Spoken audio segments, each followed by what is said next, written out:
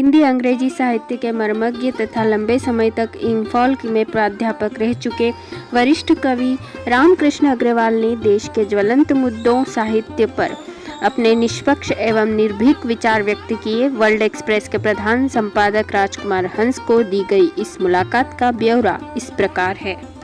World express channel में समस्त दर्शकों का हम हार्दिक अभिनंदन करते हैं। आज हम लेने जा रहे हैं साहित्य प्रेमी, कवि और फिल्म गीतों तथा फिल्मों का एक बहुत अच्छा संग्रह करने वाले रामकृष्ण जी अग्रवाल से साक्षात्कार। ये साक्षात्कार आपको काफ़ी रुचिकर और वैचारिक लगेगा। मणिपुर में भी रह चुके हैं रामकृष्ण जी अग्रवाल। काफ़ी अच्छी सेवाएं हैं साहित्य के प्रति। आपका अभिनंदन अग्रवाल साहब। नमस्कार। आपसे हम ये जानकारी चाहते थे कि आपका जन्म कहाँ हुआ, आपके माताजी पिताजी का शुभ नाम क्या रहा और आपने कहाँ तक पढ़ाई की? मेरा जन्म राजस्थान के एक छोटे से गांव कस्बा थाना में हुआ। तहसील शाहबाद, जिला कोटा, अब 12 जिला बन गया है। और मेरा गांव शिवपुरी से नज़दीक पड़ता है। शिवपुरी मध्य प्रदेश के बहुत नज़दीक पड़ता है, करीब कार से 1 घंटा और बस से 1.5 घंटा। मेरे पिताजी स्वर्गीय मांगीलाल जी अग्रवाल ग्राम पंचायत के सेक्रेटरी थे और किसी ज़माने में बहुत धनाढ्य थे, लेकिन हालात तो बदलते रहते हैं। तो ग्राम पंचायत में सेक्रेटरी थे, कानूनदा थे और बहुत गुणी और अच्छे आदमी थे। माँ हाउसवाइफ थी, वो भी एक बड़े धनाढ्य परिवार की थी। और माताजी का शुभ नाम? माताजी का शुभ नाम गुलाब बाई था। और हमारे दादाजी जो है सेठ परमानंद नाथूलाल, बहुत मशहूर थे सारे इलाके में। हाँ, कोटा महाराजा के यहाँ जाते तो बड़े पास में बैठाते थे कोटा महाराजा जी। कहाँ तक पढ़ाई हुई आपकी? मैंने MA अंग्रेजी साहित्य में किया, first class first, Jiwaji university Gwalior से, MLB कॉलेज से। और इसके बाद मैं लेक्चरर बनना चाहता था, मेरा यही ड्रीम था। तो कई जगह नौकरी की। पहली नौकरी मैंने वनस्थली विद्यापीठ में की, 68, 69, 69, 70, 2 साल। 1 साल गवर्नमेंट कॉलेज बांसवाड़ा राजस्थान में रहा और 1 साल अम्बाह कॉलेज में रहा, भिंड मुरैना जिले में। फिर मेरा यूनियन पब्लिक सर्विस कमीशन से सिलेक्शन हो गया मणिपुर की राजधानी इम्फाल में GP विमेंस कॉलेज में पढ़ाने के लिए। कितने साल रहे आप? मणिपुर में मैं 40 साल रहा, 1972 से 2012 तक। तो वहाँ GP विमेंस कॉलेज में गया। वहाँ से मैं पार्ट टाइम, वहाँ एक ये दिल्ली में जो JNU है, जवाहरलाल नेहरू यूनिवर्सिटी, इसका एक PG सेंटर खुला था जी, MA पढ़ाने के लिए। उसमें मैंने अप्रैल 75 में ज्वाइन किया पार्ट टाइम। फिर उधर दिवाली के आसपास मेरा दिल्ली से सिलेक्शन हो गया तो फुल टाइम ज्वाइन कर लिया ऑन डेपुटेशन। तो वहाँ मैं रहा। कुछ समय बाद वो JNU centre of PG studies Manipur university बन गया। एक प्रश्न आपसे यह है रामकृष्ण जी कि जैसी स्थिति आज हिंसा की मणिपुर में है, तो उस समय क्या हालात थे आपके साथ? नहीं, उस समय बहुत शांति पूर्ण था। मणिपुरी लोग बहुत भले हैं, कृष्ण संप्रदाय के हैं और तिलक छापे लगाते हैं। महिलाएं जो है वो लुंगी लगाती हैं, लुंगी बांधती हैं और ऊपर ब्लाउज और गले में सफ़ेद चादर डालती हैं। और पुराने लोग धोती कुर्ता पहनते हैं और साफा भी बांधते हैं, लेकिन आजकल के लड़के तो यही पैंट शर्ट पहनते हैं। और उस ज़माने में साइकिलों का बड़ा चलन था जी। और आजकल तो सब प्रकार के व्हीकल्स हो गए। मणिपुर ने बहुत तरक्की की है। मणिपुर के लोग शांति प्रिय हैं, कृष्ण संप्रदाय के हैं, बहुत भले लोग हैं, तिलक छापे लगाते हैं। बुजुर्गों का तो क्या कहना, उनके दिल में सिर्फ प्यार ही प्यार है सबके लिए। हाँ। एक प्रश्न आपसे यह है कि वहाँ की आर्थिक स्थिति, आप जब वहाँ रहे तो कैसी थी? हाँ, आर्थिक स्थिति बहुत अच्छी नहीं थी। लैंडलॉक प्लेस है, वहाँ से आने जाने का साधन या तो हवाई जहाज था या बस से जो है दीमापुर आते थे और दीमापुर से फिर ट्रेन मिलती थी। लैंडलॉक प्लेस है, लेकिन आज वहाँ संपन्नता है। भारत सरकार ने लुक ईस्ट पॉलिसी के अंतर्गत लाखों करोड़ रुपए उधर खर्च किए हैं। और वहाँ मणिपुर के लोगों की एक तारीफ मैं ज़रूर करूँगा कि वहाँ के पेरेंट्स ने अपने बच्चों को उच्च शिक्षित करने के लिए बहुत पैसा खर्च किया और बाहर पढ़ने भेजा। गुवाहाटी, दिल्ली, जयपुर, मद्रास, कलकत्ता, मुंबई, जिससे आज वहाँ बड़ी शिक्षा का स्तर काफ़ी ऊंचा है और आर्थिक स्थिति बहुत सुधरी है। कविता के प्रति, साहित्य के प्रति आपका रुझान कैसे हो गया? 1962 के वार में मैं शाहबाद स्कूल में पढ़ता था, तो हमारे प्रिंसिपल साहब ने और हमारे जो टीचर्स थे उन्होंने कहा कि आप कविता लिखिए वार पे। तो उस वक्त कुछ अकल तो थी नहीं और वो मीटर वगैरह का भी कोई ज्ञान नहीं था, तो झूठ मूठ की कोई कविता लिखी। लेकिन जब मैं बीए में शिवपुरी पढ़ने आया तब मैंने मीटर को मास्टर किया और इसके बाद बीए फाइनल के बाद अच्छे गीत कविताएं लिखना शुरू किया। और मेरी कविताओं में, गीतों में कोई फिलॉसफी नहीं है, कोई कंटेंट नहीं है, प्रकृति चित्रण है, सौंदर्य वर्णन है, सौंदर्य चित्रण है। किस कवि को आप पसंद करते हैं, प्राचीन कवि या वर्तमान अब कवि? प्राचीन कवि तो देखिए सारे ही अच्छे हैं। रामायण सबसे बड़ा ग्रंथ है। और अब पुराने कवियों में देखो तार सप्तक वाले जो कवि थे, नाम तो मुझे याद नहीं रहे, लेकिन हाँ 60 के दशक में कुछ अच्छे कवि थे। जैसे ये हमारे राजस्थान के मणि मधुकर थे और माहेश्वर तिवारी थे, शलभ श्री राम सिंह थे। क्या गीत और कविताएं लिखी उन्होंने, उच्च कोटि के मैंने कविताएं लिखी। और जो प्राचीन जो कवि हैं, मैथिली शरण गुप्त हैं, जयशंकर प्रसाद हैं, आधुनिक में डॉक्टर रामधारी सिंह दिनकर हैं, वो अच्छे तो हैं ही हैं जी। कवि नीरज जी को भी सुना होगा? हाँ, खूब मुलाकात भी हुई है। अच्छा, मंच से ये मेरा दुर्भाग्य रहा कि डॉक्टर हरिवंश राय बच्चन और ये नीरज जी के साथ मंच शेयर नहीं कर सका मैं। बाकी मुलाकात दोनों से हुई है, बात हुई है, हाथ मिलाया है। बाकी सब कवियों के साथ मैंने मंच शेयर किया, भवानी भाई मिश्र और आपको हास्य कवि सुरेंद्र शर्मा और वो हरियाणा के कौन थे, जैमिनी हरियाणवी, काका हाथरसी, सबके साथ मंच शेयर किया। हम प्रश्न आपसे और करना चाहेंगे अकबर जी कि आपने इतने मंच में हिस्सा लिया, आपको हम बधाई देंगे विश्व काव्य भारती द्वारा। ग्वालियर के एक बहुत अच्छे कवि हुए हैं, उनका नाम है मोहन अंबर, गीत का मोहन अंबर है। हाँ जी। आपने उनको सुना होगा? नहीं, ये ध्यान नहीं आ रहा, लेकिन वहाँ अटल बिहारी वाजपेयी जी भी हुए। हाँ, अटल जी को सुना है मैंने, अटल जी से मुलाकात हुई है। वहाँ दो बड़े कवि थे, एक तो प्रकाश मिश्र के बड़े भाई थे आनंद मिश्र, बहुत बढ़िया गीत कविताएं बोलते थे। और एक थे, ये क्या नाम है इनका, उनकी 4 पंक्तियां मैं आपको सुनाता हूँ, अभी नाम याद आएगा। कि कैसे कैसे लोग रह गए, अगर बने तो पथ के रोड़ा और करके कोई ऐब न छोड़ा, असली चेहरे दिख न जाए इस कारण हर दर्पण तोड़ा, और दुनिया तो पानी पर बहती आप हवा के साथ बह गए, कैसे कैसे लोग रह गए। क्या बात है, वाह वाह। आपसे एक प्रश्न और है, जैसे कि आप एक अनुभवी कवि हैं, हिंदी काव्य मंच का पतन होता जा रहा, अश्लीलता हावी होती जा रही है, फुहरता ज़्यादा होती जा रही है, इस बारे में आपकी क्या प्रतिक्रिया रही है? अब बात यह है कि इस बारे में मैं फिल्मी गीतों की बात भी कहूँगा और गीत कविताओं की भी बात कहूँगा। दोनों में एक ही स्थिति है कि सभी भाव, सभी अच्छे शब्दों के साथ गीत कविताओं में, चाहे हिंदी गीत कविता हो चाहे फिल्मी गीत हैं, उनमें बारंबार प्रयोग हो चुका है। यानी वो इतना ज़्यादा प्रयोग हो चुका है कि आपको इसको बचा ही नहीं है, इसलिए फुहड़ता पे लोग उतर आए। जी। अंग्रेजी साहित्य में कौन कौन से अच्छे कवि हुए? देखिए, सबसे पुराने कवि तो फादर ऑफ इंग्लिश पोइट्री चौसर को माना जाता है। उनका कैंटरबरी टेल्स और प्रोलोग टू कैंटरबरी टेल्स काफ़ी अच्छे हैं, वो कपलेट्स हैं, उसमें दोहे हैं, वो बड़े ही सुंदर हैं। और इसके बाद तो फिर शेक्सपियर और मिल्टन, और रोमांटिक पोइट्री में आपको विलियम वर्ड्सवर्थ का वो अपॉन वेस्टमिंस्टर ब्रिज सोनेट है। और महान में तो शेक्सपियर के बाद मिल्टन का नाम लिया जाता है। उनका सैमसन एगोनिस्टस पोइटिक ड्रामा है जो वो डिलाइला पर आधारित है, सैमसन एंड डिलाइला पर। और उनका पैराडाइज लॉस्ट एक अद्भुत काव्य है, महाकाव्य है, इतना सुंदर लिखा गया है जिसका जवाब नहीं है। और शुरुआत तो इतनी उत्तम है जैसे रामायण की शुरुआत है। रामायण की शुरुआत ऐसे होती है, गोसाई जी कहते हैं कि बंदों संत असज्जन चरना, दुख प्रद उभय बीच कछु बरना। मिलत एक दारुण दुख देही, बिछुरत एक प्राण हर लेही।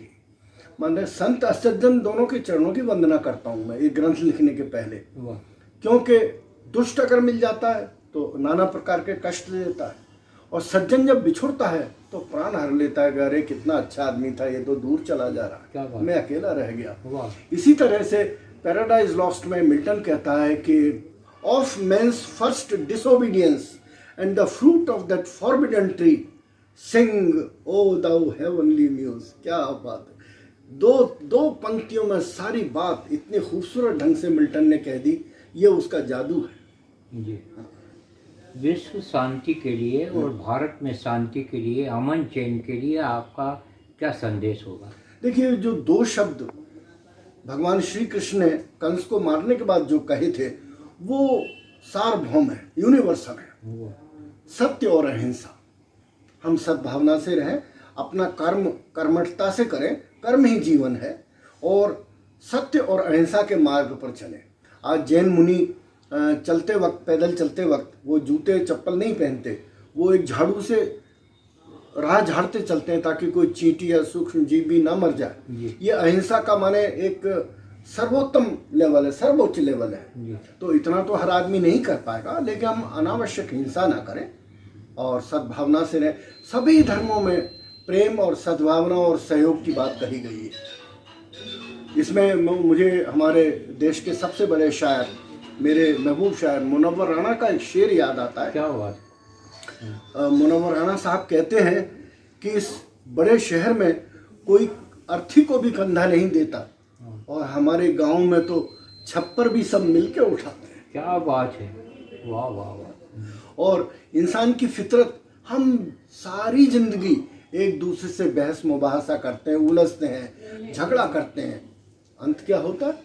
सब मिट्टी में मिल जाते हैं। इस पर मुनव्वर राणा साहब का ये अल्टीमेट शेर आप देख लीजिए कि तुम और हम तमाम उम्र छोटी छोटी बातों पर बहस मुबाहसा करते रहे, लड़ते झगड़ते रहे, और जब वक्त आया तो दोनों पास पास अपनी अपनी कब्रों में मिट्टी ओढ़ के लेट गए। क्या बात है, वाह वाह। मिट्टी ओढ़ के लेट गए। अग्रवाल जी, मुनव्वर जी ने ये भी लिखा है, देखिए ये पंक्तियां भी आपके दिलों को छुएंगी, इससे उम्दा क्या बात हो सकती है। फुटपाथ पर सो जाता है अखबार बिछाकर, मजदूर कभी नींद की गोलियां नहीं खाता। मजदूर कभी नींद की गोलियां नहीं खाता। तो हम अपने दर्शकों को आपकी एक कविता सुनवाना चाहेंगे। उसके पहले मैं मुनव्वर राणा साहब का एक शेर और कह देना चाहता हूँ, वो मुझे बहुत पसंद आता है। उसमें जो सजेस्टिविटी का एलिमेंट है वो इतना पावरफुल और खूबसूरत है कि वो मेरे दिल में बस गया है। वो कहते हैं कि किसी ने दहलीज पे रख दी हैं निकाल कर अपनी आंखें। क्या बात है। किसी ने दहलीज पे रख दी हैं निकाल कर अपनी आंखें, अब दिया इनसे ज़्यादा तो रोशन हो नहीं सकता। क्या बात है, वाह वाह। ये कैसी है रीति यहाँ की, ये कैसी है नीति यहाँ की, जो हमसे है ऊबे ऊबे, हरदम निजी स्वार्थ में डूबे, उनको शीश झुकाते हैं। वाह। सभा भवन में जो विनम्र से हाथ जोड़कर सम्मुख आते, सभा भवन में जो विनम्र से हाथ जोड़कर सम्मुख आते, करतल ध्वनि के साथ फूल मालाएं जो पहने मुस्काते, ये सब तथाकथित नेता तो पोखर के पानी से जड़ हैं, धोखेबाजी झूठ और बेइंसाफी के पक्के गढ़ हैं। कदम कदम पर पाप यहाँ पर, हर घर पर अभिशाप यहाँ पर, जो थामे हैं हाथ तिरंगा, उनका है व्यवहार दुरंगा, उनको शीश झुकाते हैं हम। ये कैसी है रीति यहाँ की, ये कैसी है नीति यहाँ की, जो हमसे हैं ऊबे ऊबे, हरदम निजी स्वार्थ में डूबे, उनको शीश झुकाते हैं हम। कि भारत भूषण पद्म विभूषण की उपाधियां जिनको मिलती, जिनको मान पत्र मिलते हैं, जिनको सब सुविधाएं मिलती, वे अंधे हैं जन्म जन्म के, वे पत्थर से ज़्यादा बहरे, सुबह सुबह रीते घट जैसे अपशकुनी है उनके चेहरे। ये कैसा है न्याय यहाँ पर, न्याय नहीं अन्याय यहाँ पर, जो भाषण पर भाषण देते, बस कोरे आश्वासन देते, उनको शीश झुकाते हैं हम, उनको शीश झुकाते हैं हम। जो गुलाब के फूल तोड़कर नागफनी के कांटे बोते, जो गुलाब के फूल तोड़कर नागफनी के कांटे बोते, कोई रोए मरे इन्हें क्या, ये खर्राटे भरकर सोते, ये जनता के रक्षक बनते, लेकिन ये तो नरभक्षक हैं, इनका काटा धनवंतर भी बचा न पाए, ये तक्षक हैं, शाख शाख पर उल्लू बैठे, तोने फुला निठल्लू बैठे, जिनके उजले श्वेत वस्त्र हैं, जो भीतर हबशी चरित्र हैं, उनको शीश झुकाते हैं हम। ये कैसी है रीति यहाँ की, ये कैसी है नीति यहाँ की, जो हमसे हैं ऊबे ऊबे, हरदम निजी स्वार्थ में डूबे, उनको शीश झुकाते हैं। क्या बात है, वाह। वरिष्ठ कवि रामकृष्ण जी अग्रवाल जी का अध्ययन, चिंतन, मनन और उसके बाद लेखन काफ़ी सराहनीय है। हम आपकी तपस्या को सादर नमन करते हैं। अग्रवाल जी, आपने गीतों का संग्रह कर रखा है, कितने गीत हैं आपके पास?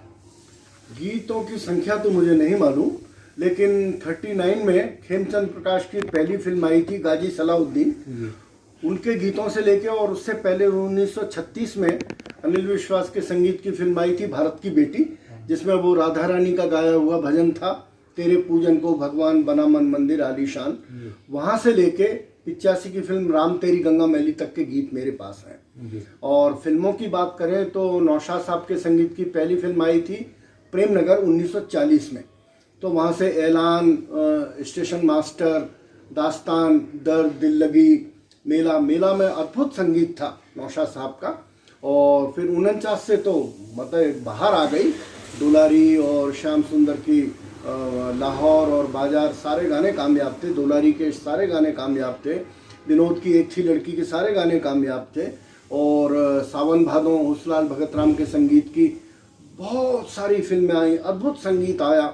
48 में अनोखा प्यार और गजरे, अनिल विश्वास की 2 फिल्में आई, और लाडली, लाजवाब, 50 में आराम, आरजू, बेकसूर, 51 में तराना, 50-51 के बाद तो गोल्डन एज है 48-49 से।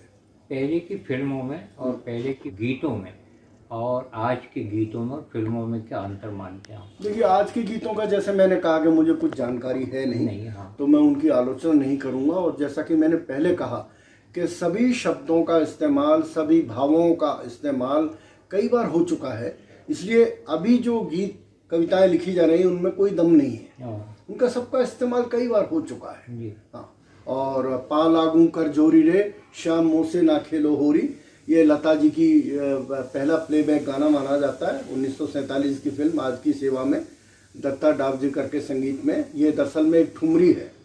और इसके बाद बहुत अच्छा संगीत दिया लोगों ने। सबसे कम संगीत वाले संगीतकार भी हैं, उन पर मैंने एक अलग से रिसर्च की है। अब किसी संगीतकार का तो एक ही गाना कामयाब हुआ, किसी के 2 गाने कामयाब हुए। हाँ, ये कैसे रुचि जागृत हुई आप में? अब रुचि तो यह है, देखिए मैं पढ़ाकू था शुरू से, किताबी कीड़ा था, तो मनोरंजन का कोई साधन नहीं था, घर में थी गरीबी, तो शिवपुरी में मैं हर सैटरडे एक सिनेमा देखता था। अगर सिनेमा नहीं बदला होता तो नहीं देखता था। शाम को माँ साहब की छतरी तक घूमने जाते थे, बाकी पढ़ाई और पढ़ाई और पढ़ाई और कोई काम नहीं था। और एमए में फिर 15 दिन में एक बार देखता था, क्योंकि एमए की पढ़ाई करने में ज़रा हाँ, तो लेकिन चूंकि मेरी लगन थी इसलिए मुझे कोई चीज़ मुश्किल नहीं लगी। और मेरे जो गुरुजन थे, प्रोफेसर्स थे, सब एक से एक लाजवाब थे। भले वो पीएचडी नहीं थे, और पढ़ाने के लिए पीएचडी जरूरी नहीं है, वो तो आप किस तरह से अपनी बात को अभिव्यक्त करते हैं, कठिन से कठिन बात को कैसे सरल शब्दों में कहते हैं ताकि विद्यार्थी समझ सके, ये हुनर हमारे प्रोफेसरों के पास था, तो उससे मुझे बड़ा लाभ मिला। और बाकी तो फिर भाई किताबें पढ़ते थे। मेरे पिताजी ने पहले ही मैं स्कूल में पढ़ता था तभी ऑक्सफोर्ड डिक्शनरी खरीद के दे दी थी, 5 रुपए में आई थी उस ज़माने में, जो आज 800-1000 रुपये की आती है। आपकी विभिन्न रुचियों से ज़्यादा जनता लाभ ले, ये अपेक्षा हम करते हैं। और वर्ल्ड मीडिया जो ये साक्षात्कार और जो जानकारी प्रसारित कर रहा है, आपकी प्रतिक्रियाओं का स्वागत है।